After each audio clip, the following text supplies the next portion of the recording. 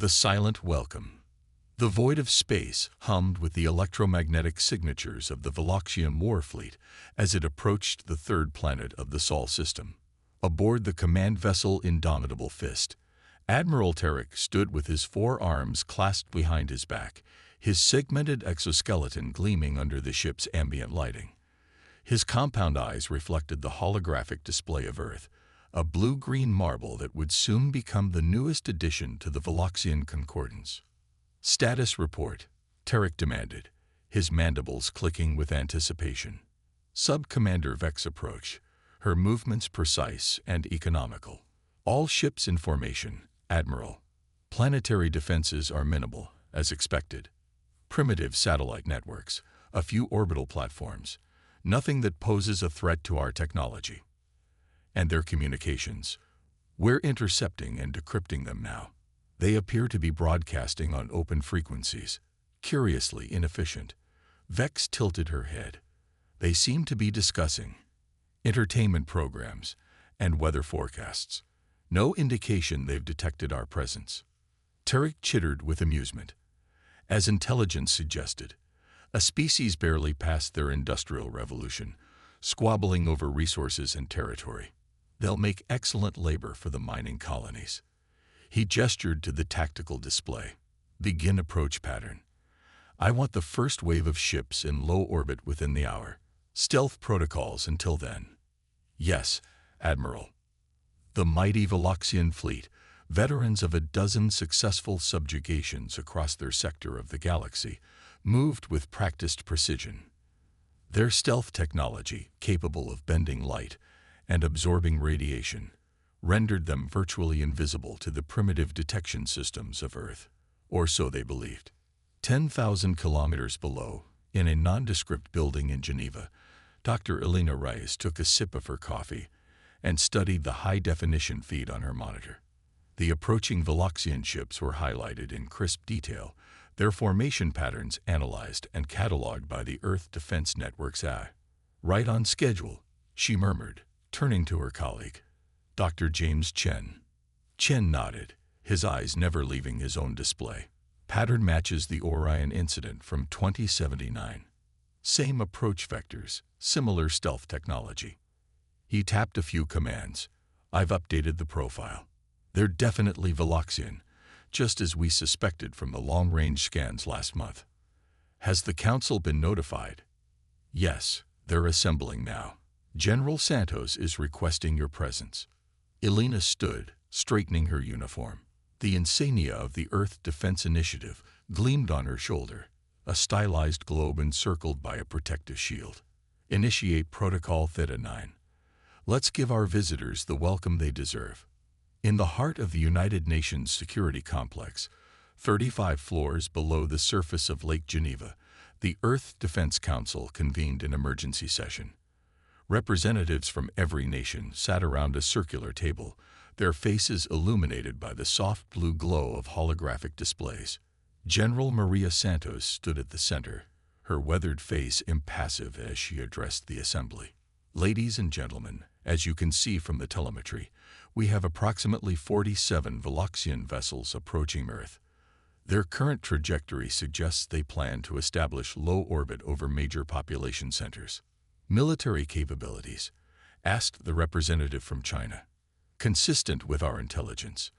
Energy weapons, kinetic projectiles, and likely some form of atmospheric bombardment capacity. Nothing we haven't seen before." The representative from Nigeria leaned forward. "And our defense grid?" Santos nodded to Dr. Reyes, who stepped forward. "The Aegis system is fully operational. Phase shift shields are at 100% capacity over all major cities. Our countermeasures are prepared and on standby." "What about civilian populations?" asked the European Union delegate. "No need for evacuation protocols at this time," Santos replied. "The Veloxians typically begin with a show of force, targeting military installations and government centers. We've prepared accordingly." The UN Secretary-General rose to her feet. "Then I believe we're ready to proceed with the established protocol." The vote. One by one, the representatives signaled their agreement. The decision was unanimous. "Very well," said the Secretary General. "Operation Welcome Mat is authorized. May history look kindly on our actions today." Back aboard the indomitable Fist, Admiral Tarek watched with growing anticipation as his fleet achieved Earth orbit. The stealth systems had performed flawlessly. There was no indication that the humans were aware of their presence. "Deploy the intimidation array," he ordered. "Let's see how quickly they surrender when they realize what they're facing." Across the Veloxian fleet, massive energy banks began charging. The plan was simple and had worked countless times before. Reveal themselves with an overwhelming display of firepower, target a few uninhabited areas as a demonstration, and wait for the inevitable capitulation. "Array charged, Admiral," reported Vex. "Targeting systems locked on the designated demonstration zones." "Excellent. Disengage stealth systems and—" "Admiral," interrupted the communications officer. "We're receiving a transmission from the surface." Tarek's compound eyes narrowed. "Impossible. They couldn't have detected us." "The transmission is directed specifically to this vessel, sir. It's addressing you by name and rank."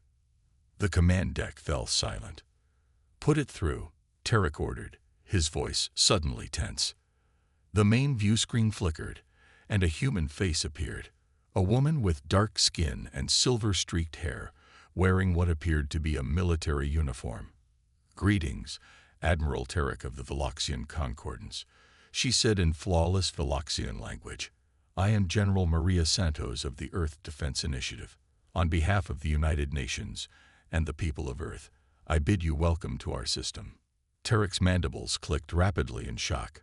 How do you know who I am? How are you speaking our language?" Santos smiled, a gesture that did not reach her eyes. "We've been studying your species for some time, Admiral. In fact, we've been expecting you. Your fleet's arrival was predicted to within 3 standard days." "That's not possible," Tarek hissed. "Our mission is classified at the highest levels. Perhaps for the Veloxian military," Santos replied. "But information has a way of flowing across the galaxy. We've had dealings with other spacefaring species before you." This revelation sent a shock wave through the command deck. The intelligence reports had classified humans as an isolated species, unaware of galactic civilization. "You're bluffing," Tarek accused. "Earth has no off-world colonies, no faster-than-light technology. Your species is confined to this system. By choice, Admiral, not by limitation." Santos' expression remained impassive. "Now, regarding your current posture, we notice your weapon systems are charging. I should inform you that this action violates Section 3 of the Galactic Concord's First Contact Protocols, to which the Veloxian Concordance is a signatory." Tarek's exoskeleton seemed to pale. "The Galactic Concord? You can't possibly." "If you check your databases, Admiral, you'll find that Earth registered as a protected developing world under Concord oversight approximately 87 of your cycles ago. This information is publicly available in the Concord archives." The tactical officer approached Tarek, visibly shaken. "Admiral, we're detecting energy signatures throughout Earth's atmosphere, some kind of shield grid activating, and there are objects rising from the surface." On the view screen, Santos continued, "Those are our defensive platforms, Admiral. Standard planetary protection measures. Nothing aggressive, I assure you. Now, perhaps we can dispense with the pretense of invasion and discuss why you're really here." Tarek's mind raced. This wasn't possible. Humans were supposed to be primitive, disorganized, easy targets. Yet here they were, not only anticipating his arrival but quoting Galactic Concord regulations and activating planetary defenses that his sensors couldn't even properly classify. "I demand to know how you acquired this information," Tarek said, struggling to maintain his composure. "All in good time, Admiral. For now, I suggest you power down your weapon systems and prepare a delegation for diplomatic talks. Unless, of course, you wish us to file a formal complaint with the Concord regarding this unauthorized approach." The implied threat was clear. If humans truly had contact with the Galactic Concord, a violation of first contact protocols could result in severe sanctions against the Veloxian Concordance. Very well, Tarek said stiffly. We will comply with your request for diplomatic engagement. Excellent. We've prepared facilities at our lunar outpost for the meeting. Transmitting coordinates now. Santos' expression softened slightly. And Admiral, despite this unusual first impression, we do sincerely welcome peaceful contact with your species. The transmission ended, leaving the Veloxian command deck in stunned silence. Vex approached cautiously. Your orders, Admiral. Tarek stared at the now dark view screen, his worldview thoroughly shaken. Power down weapons. Prepare a diplomatic team. He turned to face his second-in-command. And get me everything we have on the Galactic Concord's protected worlds registry. I want to know exactly who we're dealing with. As the Veloxian fleet disengaged their attack posture, observers around Earth breathed a collective sigh of relief. In the security complex, General Santos turned to Dr. Reyes. Phase 1 complete, she said. Now comes the interesting part. Reyes nodded. Do you think they believed it? About the Concord? Santos allowed herself a small smile. They're checking their databases right now, I guarantee it. By the time they realize the truth, it'll be too late. And if they decide to attack anyway, then they'll learn why humanity has survived every attempted invasion for the past century. Santos gazed at the tactical display, showing the Veloxian fleet repositioning into a non-aggressive formation. But something tells me Admiral Tarek is too intelligent to make that mistake. Part 2. Reverse First Contact. The lunar diplomatic facility gleamed under Earth's reflected light, its transparent dome revealing the stark beauty of the lunar landscape beyond.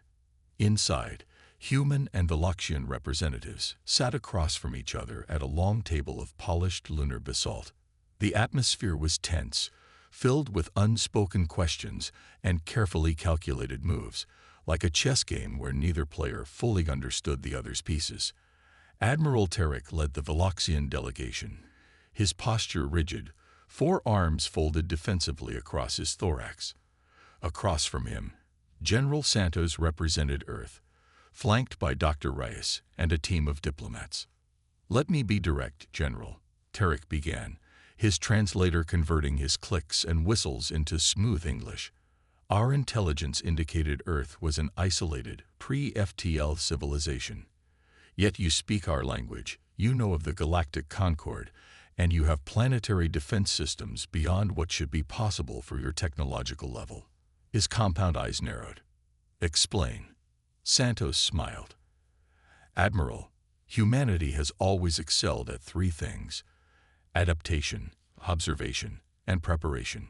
70 years ago, an alien vessel crashed in what was then called New Mexico. The occupants didn't survive, but their technology and records did. The Zeta incident, Vex whispered to Tarek. We thought it was just a rumor. From that single event, Santos continued, we learned that we were not alone in the universe. More importantly, we learned that the universe might not always have our best interests at heart. So we prepared. Dr. Reyes activated a holographic display in the center of the table.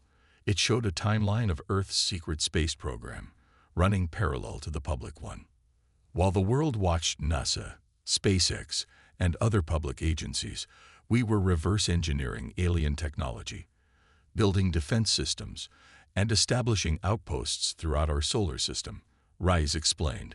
We've intercepted enough transmissions from passing ships to piece together a basic understanding of galactic politics and technologies. That's impossible, protested Tarek. Such advancements would require centuries. Santos finished for him. By your standards, perhaps. But necessity and survival are powerful motivators. When your entire species faces potential extinction, you'd be surprised how quickly bureaucracy and scientific orthodoxy can be overcome. The hologram shifted to show Earth's defense grid, a complex network of satellites, orbital platforms, and ground-based installations. We've been expecting someone like you for decades, Admiral, Santos said. Every few years, a scout ship enters our system, observes us, and leaves. We let them. We wanted the galaxy to underestimate us. Tarek's mandibles clicked rapidly, a sign of agitation. If what you say is true, why not announce yourselves to the galactic community? Why maintain this deception? Would you welcome a new power into your carefully balanced political ecosystem? Asked a human diplomat. Or would you try to control, contain, or exploit them? We chose to develop on our own terms, in our own time. And the galactic concord? Tarek demanded. You claimed Earth was registered as a protected world. Santos and Rise exchanged glances. A calculated risk, admitted Santos. We know of the Concord's existence from intercepted communications, but we have no direct contact with them. Not yet, anyway. For the first time since the meeting began, Tarek relaxed slightly. So you lied. We made an educated guess that the Veloxian Concordance would respect galactic law, Santos countered. And we were correct, weren't we? Before Tarek could respond, an aide rushed into the chamber and whispered urgently to Vex, who then turned to the Admiral with evident alarm. Admiral, we're detecting multiple ships entering the system. Their energy signatures match. They match galactic Concord enforcement vessels. The chamber fell silent. This is your doing, Tarek accused, rising from his seat. Santos appeared genuinely surprised. I assure you, Admiral, we have no means of contacting the Concord. The facility's communication system activated automatically. Attention vessels in Sol system. This is Enforcement Captain Zalkree of the Galactic Concord. Veloxian Fleet, you are in violation of First Contact protocols. Power down all weapons systems and prepare for inspection. Tarek stared at Santos, his alien features unreadable. If you didn't contact them. Dr. Rice's eyes widened with sudden understanding. The beacon. The crash site in New Mexico. The ship must have had an emergency beacon that activated when we began studying certain technologies. 70 years later. Tarek scoffed. The Concord spans thousands of light years. Admiral, Santos reasoned. Even with FTL communication, bureaucracy moves slowly. Someone finally noticed the signal. The communication system crackled again. Representatives of Earth, we detected your planetary defense grid activation. Please identify yourselves and state your status. Santos stood, straightening her uniform. It seems we're both about to face some unexpected diplomacy, Admiral. I suggest we present a united front. United. Tarek's voice dripped with incredulity. We came here to conquer your world. And yet you haven't fired a single shot, Santos pointed out. The Concord doesn't need to know your original intentions. As far as they're concerned, this could have been a first contact mission that triggered our automated defenses. Tarek hesitated, his tactical mind racing through the possibilities. A Concord investigation into an attempted invasion would result in severe sanctions against the Veloxian Concordance, but a misunderstanding during first contact. That could be managed. Very well, he conceded. A temporary alliance. Captain Zalkree. Santos responded to the communication. This is General Maria Santos of the Earth Defense Initiative. We welcome the Galactic Concord to our system. We are currently engaged in diplomatic talks with Admiral Tarek of the Veloxian Concordance.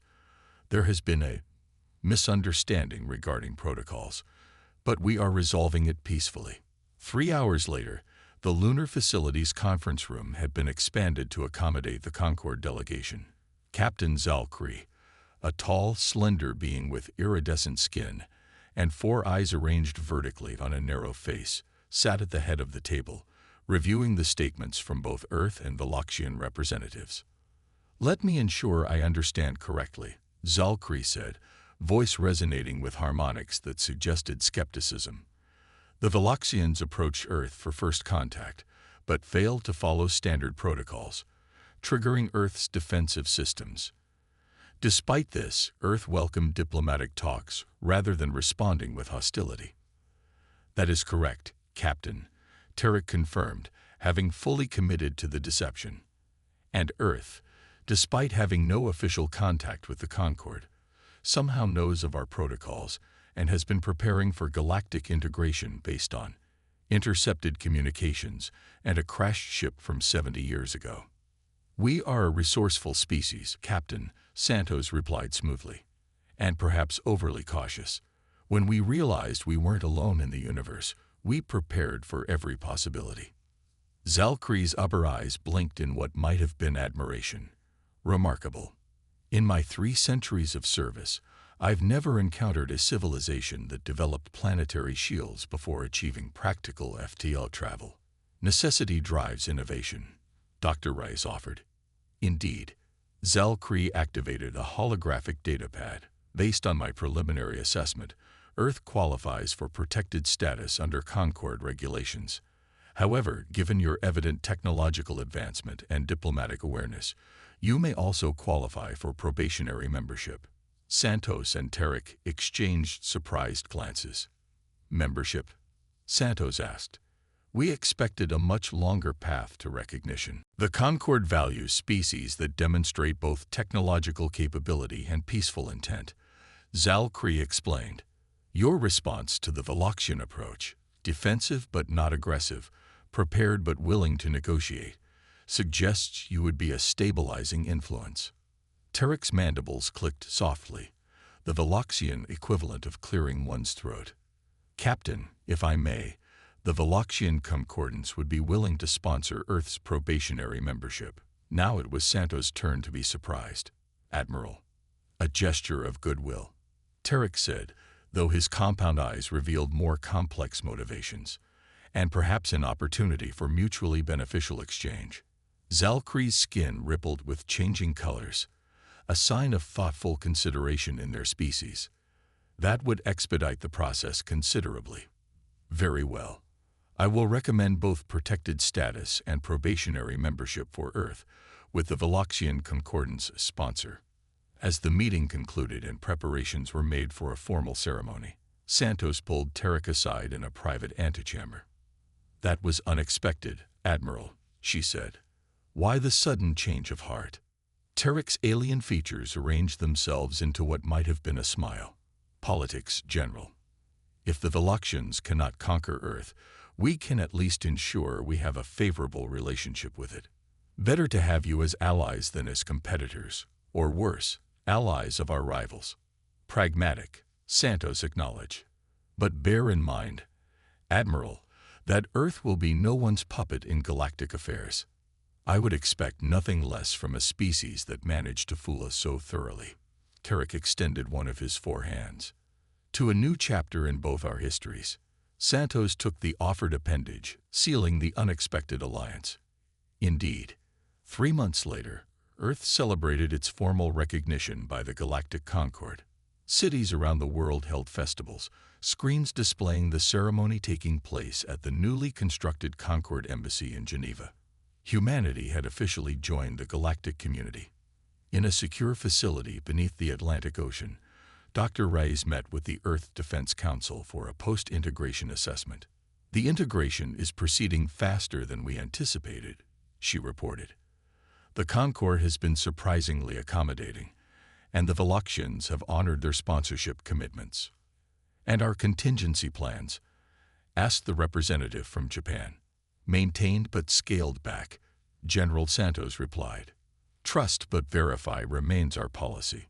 The UN Secretary-General nodded approvingly. "And what of Operation Lighthouse? Has the Concorde discovered it?" Dr. Rice shook her head. "No. Our deep space monitoring outposts remain undetected. They continue to intercept communications and track fleet movements throughout the sector." "Good," the Secretary-General said. "Humanity's greatest strength has always been preparation. We've successfully joined the galactic community, but we must remember the lesson that got us here. Always be ready for whatever comes next." On the edge of the solar system, beyond the orbit of Pluto, a small, unmarked station monitored the coming and going of ships through the newly established trade routes to Earth. Inside, a technician watched as data streamed in from dozens of covert probes scattered throughout nearby star systems. Another beautiful day in the neighborhood, he murmured to himself, cataloging the movements of a Veloxian patrol near Alpha Centauri. And they still think we just learned about them 70 years ago. He smiled as he flagged a report for his superiors, evidence of another spacefaring race moving toward human space, unaware that Earth had been watching, learning, and preparing for hundreds of years before the first contact that everyone now celebrated. The truth, known only to a select few humans, was that Earth had never been as isolated or primitive as they had led the galaxy to believe. The deception had worked perfectly, allowing humanity to enter galactic politics from a position of perceived underdog rather than potential threat. Admiral Tarek and the Veloxians thought they had found a clever ally. The Galactic Concord believed they had discovered a promising new member species. Neither suspected that humanity had orchestrated its discovery with the same meticulous care it had applied to every other aspect of its secret cosmic strategy. The technician sent his report, then leaned back in his chair to admire the stars. "Dear alien invaders," he whispered to the void, "we've been expecting you. For much, much longer than you know."